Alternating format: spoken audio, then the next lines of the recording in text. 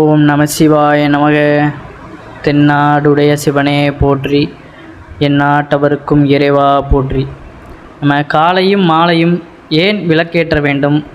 விளக்கு ஏற்றினால்தான் வாழ்க்கை வளமாக இருக்குமா? கடவுள் விளக்கேற்ற சொன்னாரா? இப்படி பல பேர் பார்த்தீங்கன்னா பல விதமாக கூறுவது உண்டு, வீண்டா விவாதங்களில் ஈடுபடுவது உண்டு. இன்று நம்மில் எத்தனை பேருக்கு வழக்கமாக விளக்கேற்றும் பழக்கத்தை கொண்டிருக்கிறோம்? நமது முன்னோர்கள் நாள் தவறாமல் காலையும் மாலையும் விளக்கேற்றி வந்தனர் என்பது உங்களுக்கு தெரியுமா?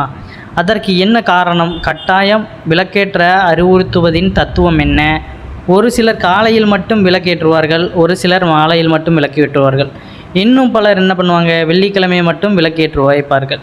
இவ்வாறு விளக்கேற்றுவதற்கு அவரவர்களுக்கு வசதியாக இருக்கும் நேரத்தையே சாஸ்திரத்தையும் கடைபிடிப்பார்கள். உண்மையில் காலை மாலை இருவேளை விளக்கேற்ற வேண்டுமா என்று இந்த பதிவில் நம்ம தெரிந்து கொள்ளலாம். விளக்கேற்றுவதின் முக்கியத்துவம், விளக்கை எந்த நேரத்தில் நம்ம ஏற்றுவது, நம் முன்னோர்கள் எதற்காக விளக்கேற்றி அந்த முறையை நமக்கு கொண்டு வந்திருக்கிறார்கள் அப்படிங்கிறதையும் நம்ம இதில் தெரிந்து கொள்ளலாம். நம்ம சேனலுக்கு புதுசாக வர்றவங்க நம்ம சிவன் கோயில் சேனலை சப்ஸ்கிரைப் பண்ணி வச்சுக்கோங்க. மறக்காமல் உங்களுடைய நண்பர்களுக்கும் இந்த பதிவானதை பகிர்ந்து கொள்ளுங்கள். காலையில் தீபம் ஏற்றுவது என்பது பார்த்திங்கன்னா நமது முன்னோர்கள் தவறாமல் செய்து வந்த ஒரு விஷயம்தான். அன்றைய காலகட்டத்தில் விவசாயத்திற்கு மற்ற பல வேலைகளுக்குமே குடும்பத் தலைவர்கள் தான் முக்கியமாக செல்வார்கள். செல்லும் காரியம் தடைகளின்றி நல்லபடியாக முடிக்க வீட்டில் காலையில் தீபமேற்றி சூரிய பகவானை வணங்கும் பழக்கம் இருந்து வந்துள்ளது. சூரிய நமஸ்காரத்தை இரு உள்ளங்கைகளை சேர்த்து வான் நோக்கி காண்பித்து பின்னர் கைகூப்பி வணங்குவார்கள். உள்ளங்கையில் பிரபஞ்சத்தின் நல்லவற்றை கிரகிக்கும் ஆற்றல் உண்டு. அதாவது அதிகாலையில் பார்த்திங்கன்னா நம்ம விளக்கேற்றி சூரிய பகவானை வழிபடும் பொழுது அந்த பிரம்ம முகூர்த்த வேளையில் நமக்கு உள்ளங்கையில் பிரபஞ்சத்தினுடைய ஆற்றலானது கிடைக்கப்பெறும் அப்படின்னு முன்னோர்கள் அறிந்திருக்கின்றனர். இதனால் அவர்களின் உடலும் மனமும் தெளிவாக இருந்தது. சூரிய வணக்கம் என்று உடல் ஆரோக்கியம் தரும் என்று புரிந்து கொண்டிருக்கின்றோம். அன்று எந்த டாக்டரும் இதை நமக்கு சொல்லி கொடுக்கவில்லை. யாருக்குமே இந்த காலத்தில் பார்த்திங்கன்னா இந்த ஒரு விஷயம் இருக்குது, இப்படி இருக்குது, அப்படி இருக்குன்னு நிறைய இன்டர்நெட்டில் நம்ம தெரிந்து கொள்கிறோம். ஆனால் எந்த ஒரு இன்டர்நெட் வசதி எதுவுமே இல்லாத சமயத்தில் கூட அப்படியான ஆரோக்கியமான வாழ்க்கையை அவர்கள் அறிந்து கொண்டு வாழ்ந்திருக்கின்றனர். இப்போ ஒரு விஷயமானது நமக்கு சொல்லி தான் இதுவானது நமக்கு இப்படி அப்படிங்கிறது தெரியும். ஆனால் முன்றைய காலத்தில் வாழ்ந்தவர்களுக்கு அறிவாற்றல், உடல் நலம் எல்லாத்துலேயுமே மேலோங்கி இருக்கின்றனர். அதற்கு காரணம் அவர்கள் முறைப்படி அந்த வாழ்க்கை முறையை வாழ்ந்ததற்கான அர்த்தம்தான். அதனால் அந்த முறைப்படியே நம்ம வாழ்ந்தாலுமே நம்மளுடைய ஆற்றலும் சரி, உடல் பலமும் எப்பொழுதுமே நமக்கு மேன்மையாகத்தான் இருக்கும். அப்படிங்கிறதுல எந்த ஒரு மாற்று கருத்தும் கிடையாது. அந்த ஒரு வகையில் தான் அந்த விளக்கேற்றி வழிபாடு செய்வது பிரம்ம முகூர்த்தத்தில் நமக்கு சிறப்பு வாய்ந்தது. சூரிய பகவான் பார்த்திங்கன்னா உதயமாகும் முன்னர் ஆரஞ்சு வண்ணத்தில் மேலெலும்பும் சூரிய கதிர்கள் அருணோதயம் என்று கூறுவார்கள். இந்த அருணோதய நேரத்தில் விளக்கேற்றி வைத்தால் கடவுளின் ஆசீர்வாதம் முழுமையாக கிடைக்கும். உடலும் மனமும் ஆரோக்கியம் பெறும். அன்றைய நாள் முழுவதுமே எதையோ சாதித்த திருப்தியானது நமக்கு உண்டாகும். இதை உணர்ந்து பார்த்தால் தெரியும். இந்த வேளையில் தீபமேற்றினால் வீட்டில் உள்ள எதிர்வினைகள் நுழைவதையும் தவிர்க்கப்படும், மூதேவி நுழைவதையும் தவிர்க்க முடியும் என்று அவர்கள் நம்பினார்கள். அந்த நம்பிக்கையின் பாத்திரமாக தான் அன்றைய காலத்தில் நல்ல முறையாகவும் வாழ்ந்து வந்திருக்கின்றனர். தரித்திரம் ஏற்படாமல் நேர்மறை சக்திகள் வீட்டை சுற்றி இருக்கும். இதற்கு அறிவியல் காரணமும் உண்டு. அதாவது அதிகாலை வேளையில் தான் பார்த்திங்கன்னா பூக்கள் தன் இனிய இதழ்களை விரித்து அழகாய் மலரும். பூக்கள் மலருவதை அந்த நேரத்தில் நீங்கள் காண முடியும். செடி கொடி மரம் என்று தாவரங்கள் அனைத்திற்குமே இந்த நேரத்தில் தான் உயிர்த்தன்மை அதிகமாக இருக்கும். இந்த நேரத்தில் துவங்கும் செயல்கள் நன்மை பெற்றுத்தரும். நம்ம செடி கொடிகள், ரோசா பூ இதெல்லாம் நம்ம வீட்டில் வளர்ந்துட்டாலே தெரியும். அதாவது மொட்டு போன்று இருந்து அது இந்த நேரத்தில் தான் அது பூ பூக்க ஆரம்பிக்கும். இவைகள் நடக்கின்ற இந்த நேரத்தில் பார்த்திங்கன்னா நமக்குமே மனிதர்களுக்குமே மிகவும் அது நன்மை தரக்கூடியதாக இருக்கும் அப்படிங்கிறத நம்ம உணர்ந்து கொள்ளணும். அதனால் அதிகாலை வேலையை எப்பொழுதுமே பயன்படுத்தி கொள்ளுங்கள்.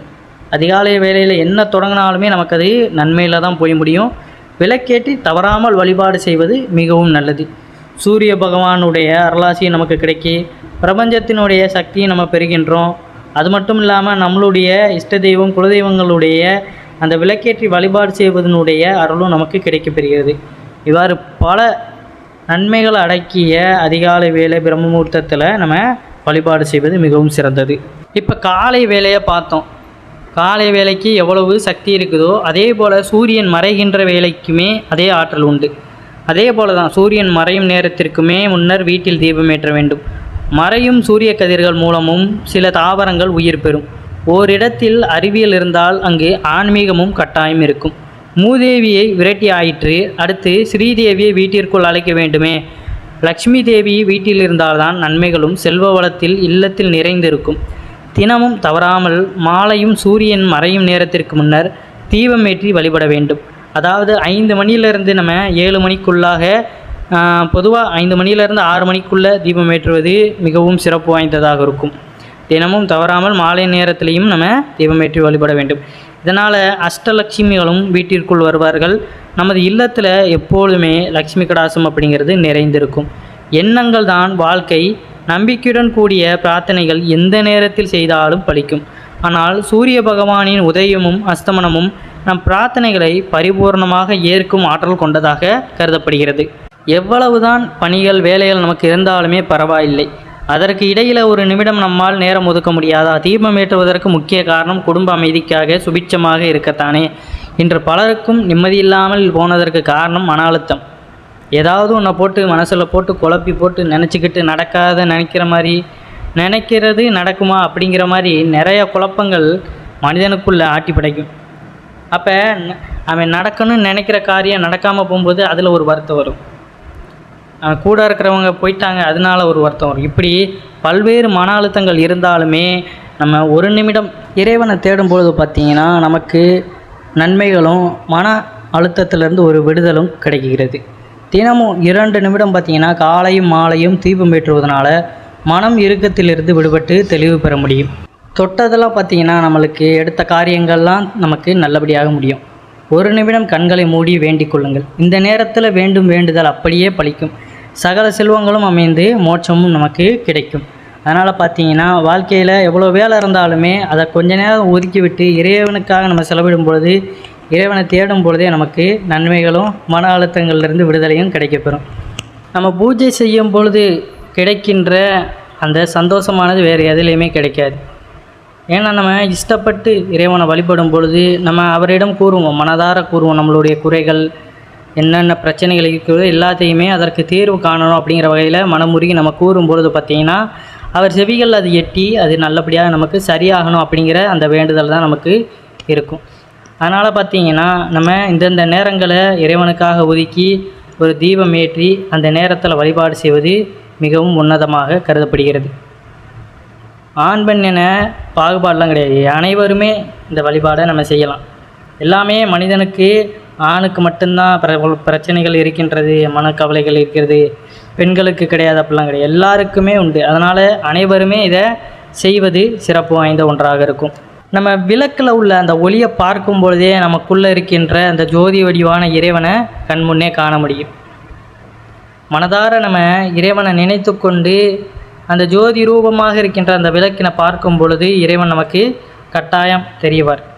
அதனால் பார்த்திங்கன்னா எப்பொழுதுமே அதிகாலையில் வேலைக்கு செல்லும் பொழுது பார்த்திங்கன்னா இறைவனை மனதார வேண்டி பூஜை அறையில் கொஞ்சம் நேரம் உட்காந்து தீபத்தை ஏற்றி மனதார வழிபட்டு விட்டு வெளியே சென்று சூரிய நமஸ்காரம் பண்ணி சூரியனுடைய அந்த கதிரலைகளை நம்ம அந்த உடலில் தக்க வைத்து கொள்ளும் பொழுது பார்த்திங்கன்னா அந்த உடலுக்குள்ளே இருக்கின்ற ஆற்றலானது நமக்கு மென்மேலும் பெருகி நம்ம ஒரு சுறுசுறுப்போடு காலையில் எல்லாத்துலேயுமே ஒரு தெளிச்சியோடு செயல்படுவதற்கும் இது ஒரு காரணமாக இருக்கும்.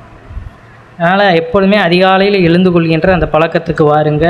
மாலை நேரத்திலேயுமே முடிந்தளவு தீபம் ஏற்ற முடிந்தால் ஏற்றி வழிபாடு செய்யுங்கள். இந்த முறையை அடுத்து வருகின்ற உங்களுடைய சந்ததிகளுக்குமே சொல்லிக் கொடுத்து வளர்ப்பது இன்னும் சிறப்பு வாய்ந்த ஒன்றாக இருக்கும். இவ்வாறு தொடர்ந்து செய்து கொண்டு வந்தாலே அந்த வீடானது சுபிட்சம் பெறும், அந்த வீட்டில் இருப்பவர்களுக்கும் வாழ்க்கையானது நல்லபடியாக மாறும் அப்படிங்கிறது தான் ஐதீகம். இதை கண்டிப்பாக ட்ரை பண்ணி பாருங்கள், உங்களுக்கு எல்லாமே நல்லதாக நடக்கும் அப்படிங்கிறதுல எந்த ஒரு மாற்று கருத்தும் கிடையாது. முன்னோர்கள் நமக்கு எதை செய்து கொண்டு வந்தாலும் அதில் எல்லாத்திற்கு பின்னாடியுமே ஒரு நல்லது இருக்குது அப்படிங்கிறத நம்ம உணர்ந்து கொள்ளணும். விளக்கு ஏற்றுவது எப்படி, எத்தனை விளக்கு ஏற்றணும் அப்படின்னு பார்த்தீங்கன்னா ஒற்றைப்படையில் ஏற்றுங்க. ஒற்றைப்படைனா 1, 3, 5 இப்படி ஏற்றினாலே நமக்கு சிறப்பாக இருக்கும். வாசலில் பார்த்தீங்கன்னா நிலைவாசல்லையும் விளக்கேற்றுங்க. உங்களால் எந்தெந்த இடத்துலலாம் விளக்கேற்ற முடியுமோ வீடு முழுக்க கூட நம்ம விளக்கேற்றலாம். அது நமக்கு நல்ல பலனை தான் கொடுக்கக்கூடியதாக இருக்கும். வீடே பார்த்தீங்கன்னா அப்படியே ஜெகஜோதியாக நமக்கு தெரியும். ஆலயத்திற்கு சென்று வழிபட முடியாதவர்கள் பார்த்தீங்கன்னா வீட்டிலேயே இந்த விளக்குகளை ஏற்றி வழிபாடு செய்யலாம். நீங்கள் தியானம் செய்கிறீங்க, இல்லை உடற்பயிற்சி செய்கிறீங்க அப்படிங்கிற பட்சத்துலேயும் பார்த்தீங்கன்னா ஒரு ஜோதி வடிவான ஏதாவது ஒன்று மெழுகுவர்த்தியோ இல்லை தியானம் செய்யும் பொழுது பார்த்தீங்கன்னா தீபத்தை ஏற்றியோ அந்த இடத்துல நம்ம வைத்துக்கொள்வது ஒரு சிறப்பு வாய்ந்த ஒன்று அப்படிங்கிறது தான்.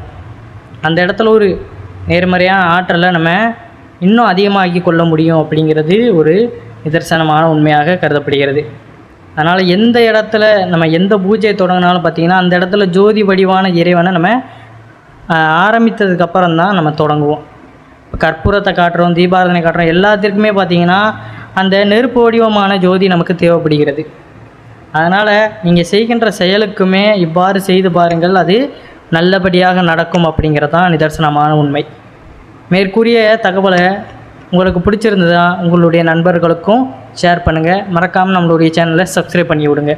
நன்றி, வணக்கம். அனைவரும் என்றும் இறையொருள் பெற்று நலமுடன் வாழ வேண்டும். ஓம் நம சிவாய நமக.